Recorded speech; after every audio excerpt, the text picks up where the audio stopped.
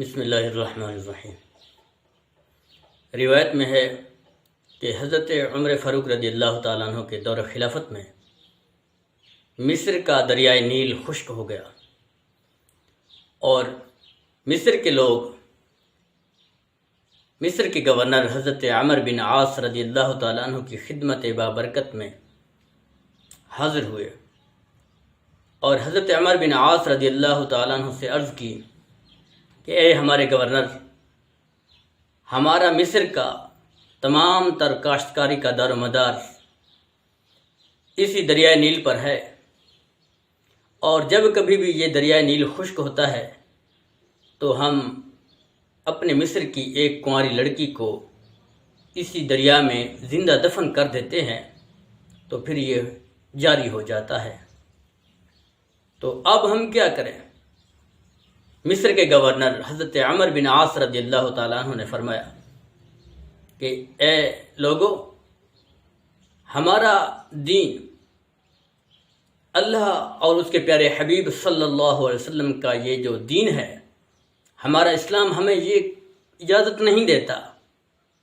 اور یہ ظالمانہ جو طریق ہے اس کی ہرگز اجازت نہیں دیتا، اور آپ انتظار فرمائیں، میں دربار خلافت میں خلیفۃ المومنین حضرت امیر المومنین عمر فاروق رضی اللہ تعالیٰ عنہ کی بارگاہ میں خط لکھتا ہوں، اس کے جواب کی انتظار فرمائیں۔ جو حضرت عمر فاروق رضی اللہ تعالیٰ عنہ جواب ارشاد فرمائیں گے اسی کے اوپر عمل کیا جائے گا۔ تو مصر کے گورنر حضرت عمر بن عاص رضی اللہ تعالیٰ عنہ نے خط تحریر فرمایا اور سارا واقعہ لکھ بھیجا۔ تو محترم، وہ قاصد جب دربار خلافت میں پہنچا تو حضرت عمر رضی اللہ تعالی عنہ نے جواب ارشاد فرمایا،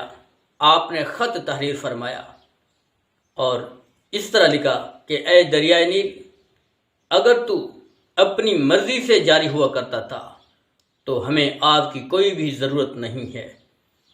اور اگر تو اللہ رب العزت کے حکم سے جاری کرتا ہوتا تھا، اگر اللہ کے حکم سے تو جاری ہوا کرتا تھا تو جاری ہو جا اس رب کے حکم سے۔ یہ خط جب قاصد کو دیا اور فرمایا کہ اس خط کو جا کر دریائے نیل کے درمیان میں دفن کر دو، قاصد خط لے کے پہنچا تو گورنر نے اس خط کو دریائے نیل کے درمیان ریت میں دفن کر دیا۔ جو ہی اس خط کو دفن کیا، خط کو دفن ہی کرنا تھا کہ فوراً دریائے نیل خشک ہو گیا۔ اللہ رب العزت کی بارگاہ میں دعا ہے کہ اللہ پاک ہم سب کو نیک اعمال کرنے کی توفیق عطا فرمائے اور صحابہ کرام علیہم رضوان کے نقش قدم پر چلنے کی توفیق عطا فرمائے۔ آمین آمین بجاہ النبی امین۔